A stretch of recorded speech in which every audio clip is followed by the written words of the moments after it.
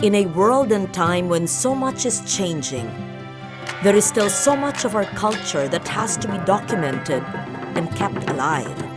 Who are the bearers of these precious living cultures? How do they pass on a knowledge transmitted through the ages? What they represent has survived colonization, conflict, marginalization, and yet they persist. Sila ang sisidlan, the living vessels that store dayaw, our knowledge, our pride.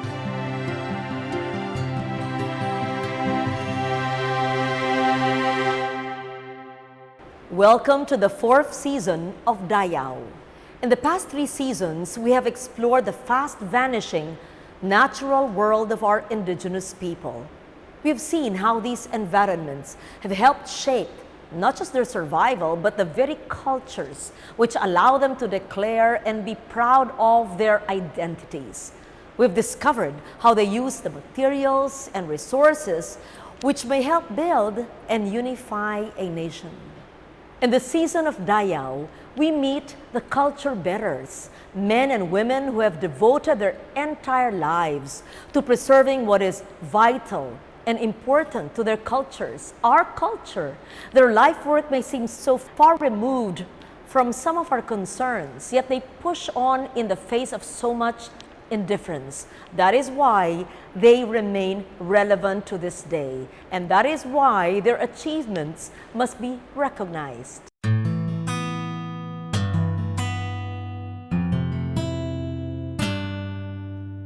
The Kawad sa Manlilikha ng Bayan, or the National Living Treasures Award, is a distinction accorded by the Philippine government to the finest traditional artists of the land. The search is conducted by the National Commission for Culture and the Arts and an ad hoc panel of experts. The distinction was institutionalized through Republic Act 7355 in April of 1992. Since its inception, the award has been bestowed on 13 traditional artists.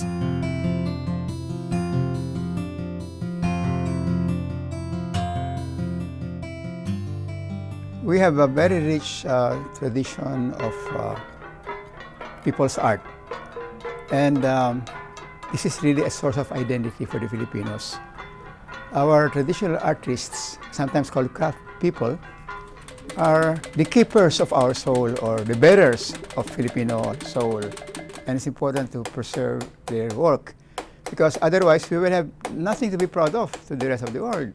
The intention of the NCCA in the initial search was to look for the most accomplished weavers, mat makers, storytellers, and other kinds of traditional artists to showcase the creative spirit of the Filipino.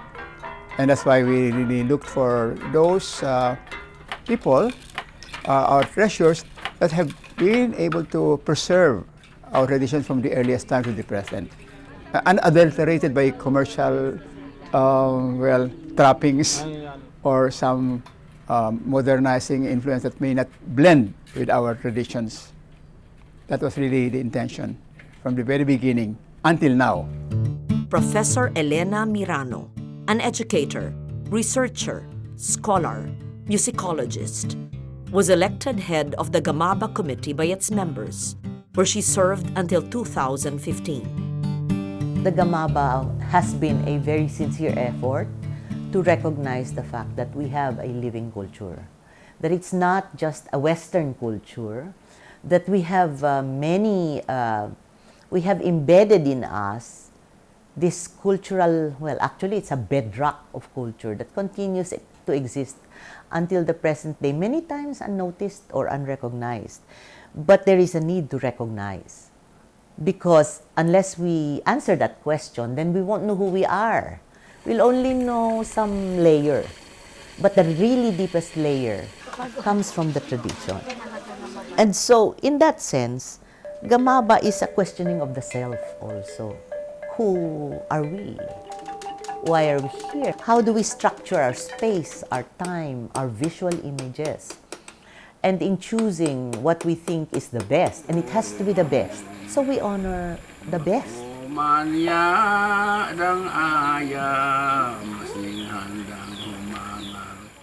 The Gawad Manlilikhanang Bayan has reaped a rich harvest of indigenous Filipinos who have exemplified the very highest standards of their cultures. Unfortunately, many of the awardees from the first batch of Gamaba winners have passed on. And here, precious footage, recording of their voices, their thoughts, aspirations of past masters, musicians, weavers, chanters, all were artists whose gifts to this nation live on, even in death.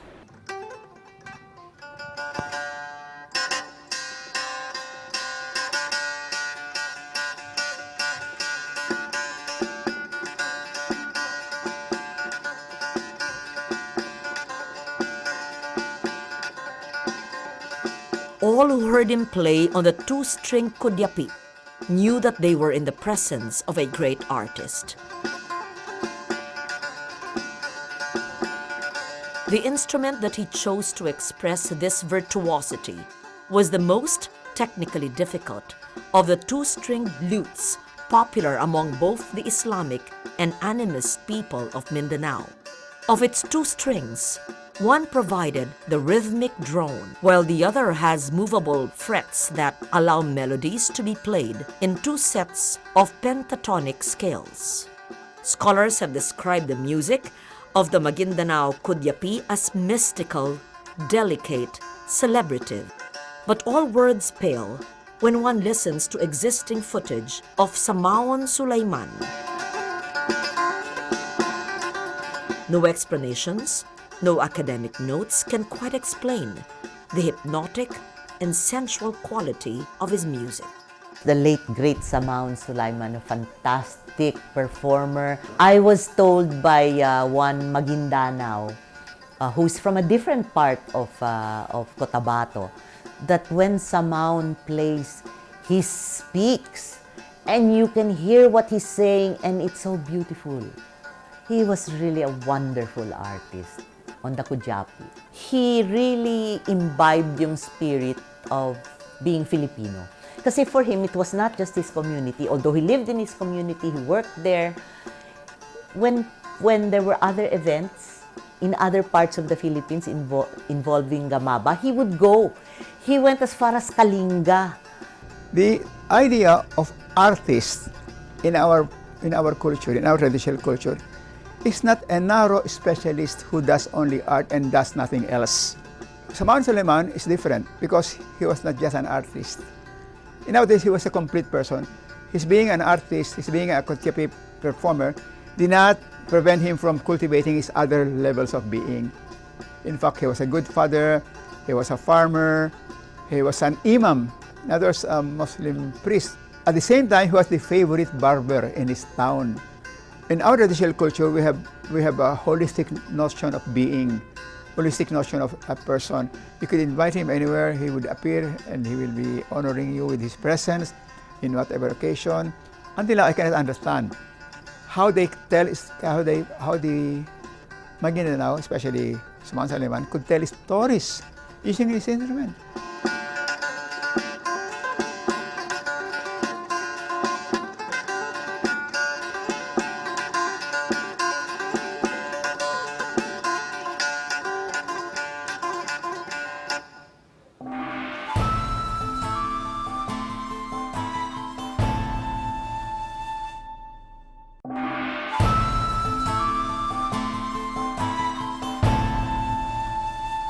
Samantha Lyman was not just a musician or soloist. He was a virtuoso, a man whose gift of interpretation elevated his musicianship to a realm where both tradition and self-expression meet to create art. I think the same can be said of the other deceased Gamaba awardees, whatever their fields.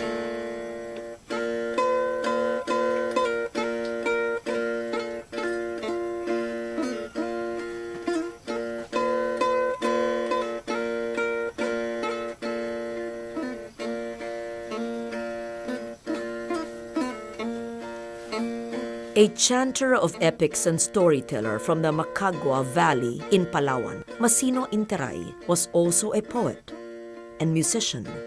In 1993, just as he was about to be declared among the first recipients of the Gamaba distinction, he was recorded in the forests of Brooks Point, where he chanted a portion of a Palawanon epic.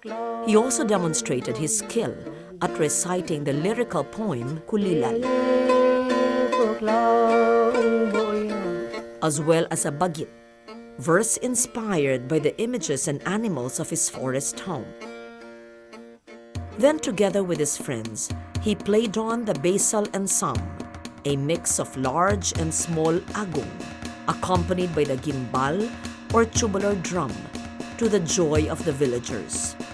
Complementing the music was the dancing of the women, their feet beating out complementary rhythms on the bamboo floor of the community house.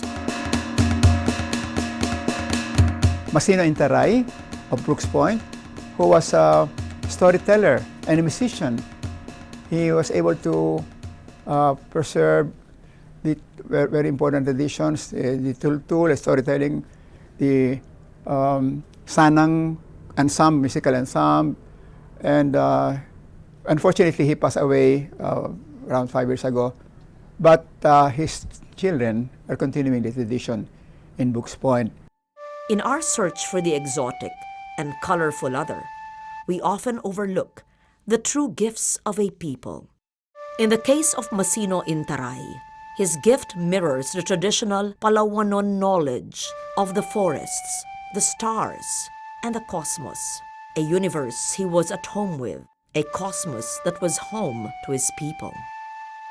Creative memory, endurance, clarity of intellect, and spiritual purpose. For these most valuable of possessions, Masino Interay was found worthy.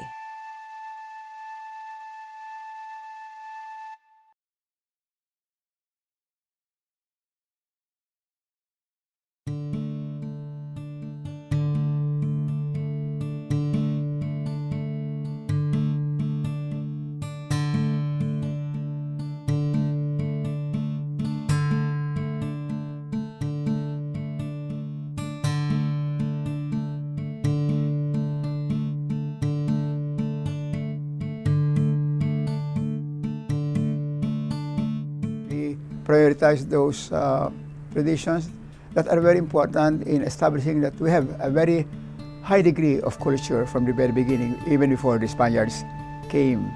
That's why we prioritize those craftspeople, artists like Ginao Bilog, who was a Mangyan that really devoted his own life, to preserve as much as possible the Ambahan tradition in Oriental Mindoro, using the Surat Mangyan, or what we call Baybayin. And so this is really a tradition worth preserving, simply because in many other parts of the country, this Surat Mangyan or Baybayin is no longer used. Ginao Bilog, a Hanunuo Mangyan from Mansalay, Oriental Mindoro, grew up still hearing the Ambahan poetry used by his community to express love, traditional wisdom, sage advice, common courtesies, and humor. The 7-syllable lines conveyed messages through the use of metaphor and creative images.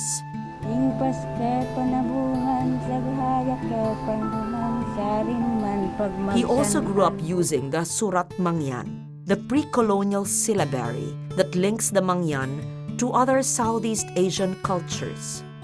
His mastery of this difficult form and his desire to revive and popularize it among the young Mangyan made him worthy of the Gamaba distinction. Today, the heritage that Ginao Bilog helped revive is carried on by his family, his children, who were his most ardent students.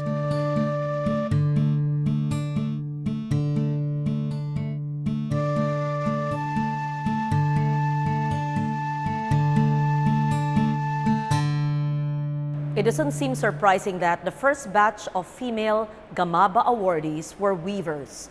Weaving is, after all, an art associated with women. The skill of these gamaba winners covered difficult techniques such as weaving in abaca ikat, silk, or even natural fibers.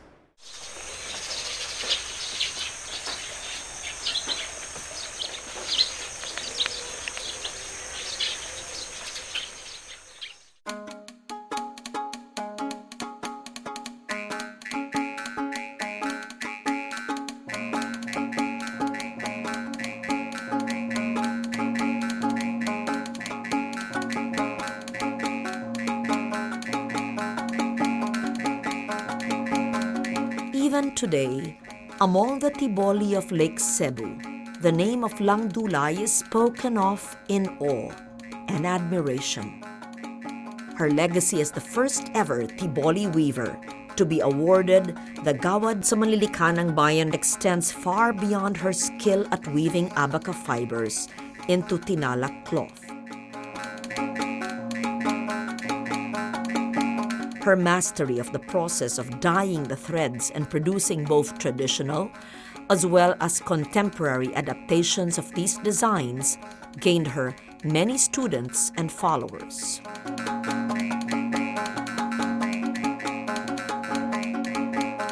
Without any paper, without anything to copy, Langdulay just makes designs. And when this is dyed, and woven, the designs come out. The tinalak is a marvel of design, intuitively done by the designer Langdulay, and the Tibolis are very, very proud of having her. In fact, they were so surprised during her funeral. Well, some kind of celebrity more than what the Tibolis have witnessed when it comes to burying their high political officials. In other words, even the high political officials were not buried in the same grand manner as Langdulay, especially during the necrological services. We are sad, not? But her legacy will always remain, simply because she made the Tibolis much prouder because of her creations. What I do remember about Langdulay, the legendary Langdulay, is the fact that she had not only weaving virtuosity, but she was also a leader. She was a leader. Her school was a big school, and she had many followers, and she was able to train many of them. And I heard her once talking about what she had learned from the Gamaba and about the other international events that she had been brought to, and she said something like, you know, I learned the value of education. Sabi niya, education is so important. And so she was talking to the younger people in her village, and she was saying, so if I were you, that's what I would invest in. That's why her school was one of the most successful of all the Gamaba schools. Ang yu kalawi ro tinanay, bayu alakom yogonan hayu kagano mudu ni dag katanan da goberno. Yogonan hayu kagano mudu na legal. Kasa mudu na. Demon de kembe ho bali mesti.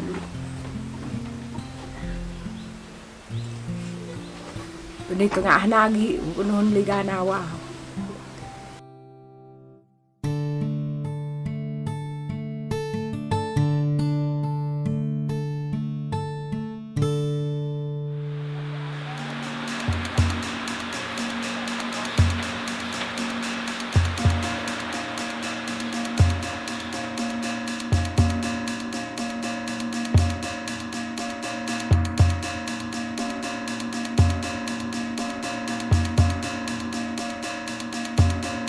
Salintama noon was a Bagobo from Davao del Sur.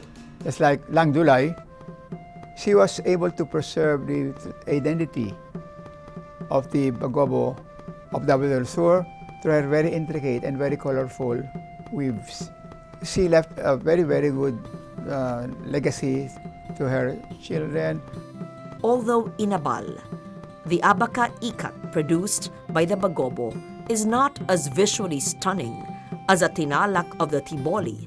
The dual tinali patterns are more minute and difficult to execute. Salinta Monon, a Tagabawa Bagobo weaver from Bansalan, Davao del Sur, specialized in the complex small-scale ikat technique. Salinta Monon became the fast friend of Langdulay. They were best friends. They had a chance to meet each other when they came to Manila for the awarding of the Gamaba. So when Lang opened her school, Salinta was there. She was a quieter person. And I think very introspective kasi what I remember about her is she wouldn't let people come near her house. She had a weaving house of her own. She would be alone before she wove. And so all the time she would be weaving. Walang pwedeng manggulo sa kanya. So talagang very introspective na tao si Salinta.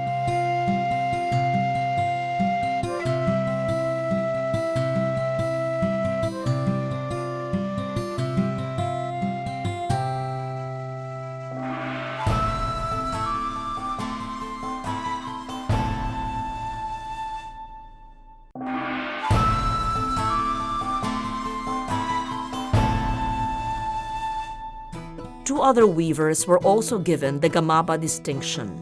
While Langdulay and Salinta Monon wove in abaca fiber, the next two Gawad sa Manlilikanang Bayan awardees spent their lives mastering different fibers.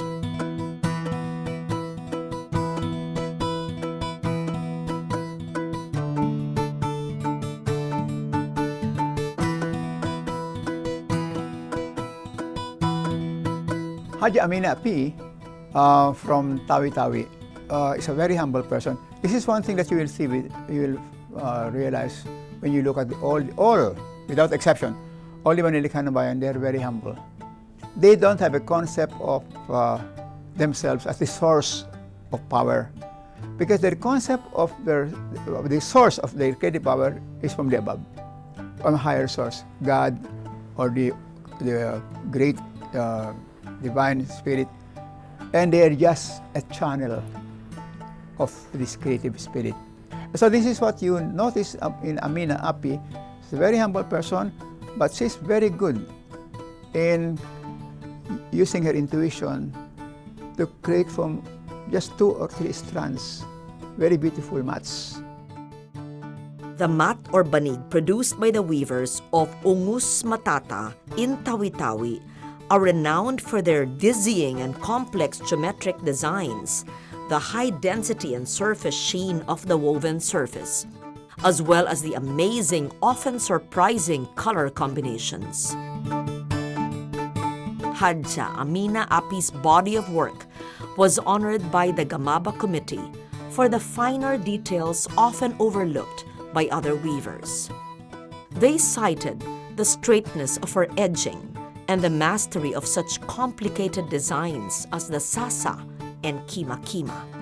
She was also an expert at all the stages of mat weaving, from the processing of the wild pandan leaves to the use of natural and commercial dyes. Her exuberant sense of color was also much admired.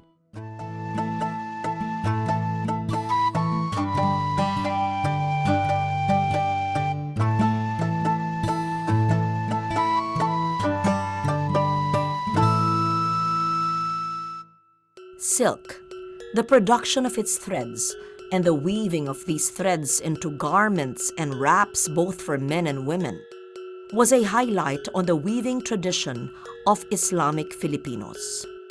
Among the tausug, the pishiabit was a square textile prized for the intricacy of its design, as well as the suppleness of the silk thread. The tradition of silk weaving has long died out and it is only recently being revived. But in the work of Darhata Sawabi, the colorful and complex design aesthetic of the tausug pishiabit lived on in cotton and commercial threads.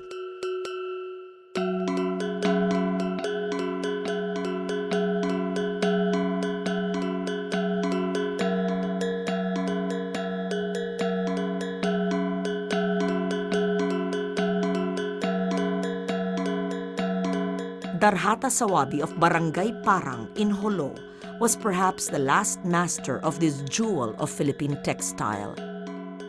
Never married, she managed to attain financial independence through the weaving of pisciabit, a woven square, 39 by 40 inches, took 3 months to weave.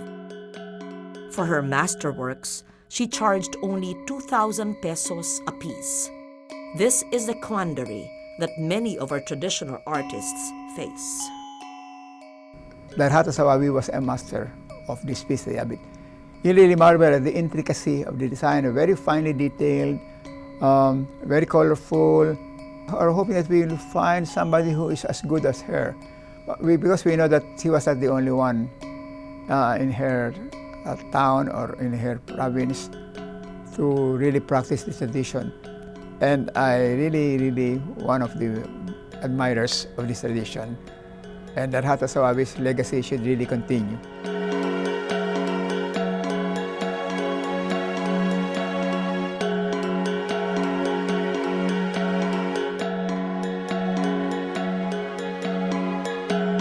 If not for the efforts of the National Commission for Culture and the Arts and the late Susan Calo Medina, we would have almost no documentation of this first set of Gawad Manlilikha ng Bayan awardees. Sadly, all of them have passed on, but their gifts to the nation are immortal and must be acknowledged. Nagtitipon po tayo ngayon bilang isang bayan upang bigyan parangal at pagkilala ang ating mga katangi-tanging manlilikha. Sa pagharap natin sa modernong panahon at sa samot-saring impluwensya ng ibang kultura, pinatitingkad ng kanilang likhang sining ang ating pagka-Pilipino. It's very important that they be recognized as important in a society where we only look at sometimes materialistic things as parang indicators of success.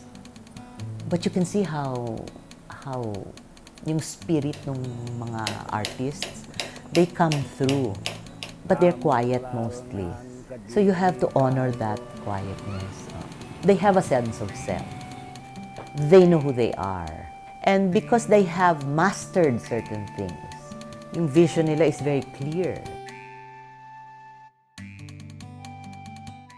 Why do we need to know about the deceased Gamaba winners we have featured here and the ones still living who will make up Season 4 of Dayao?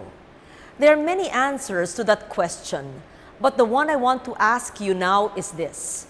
Has this brief encounter with the work of these Filipinos left you enriched, inspired, perhaps even saddened at their demise? They affect us in ways more profound than you can ever imagine. The sound of a kudyapi, a powerful chant, a poem, the gradually unfolding design of a textile. In this fragmented world we live in, what are these but frail threads that link us to a deeper appreciation of who we are and what we may be losing in our culture? These manlilikha ng bayan masters may be gone, but it is our duty never to forget them. The nation may have given them an outstanding honor, but in the end, it is their work that honors the idea of a diverse yet inclusive nation, a nation that hopefully will come to value Dayao, our knowledge, our pride.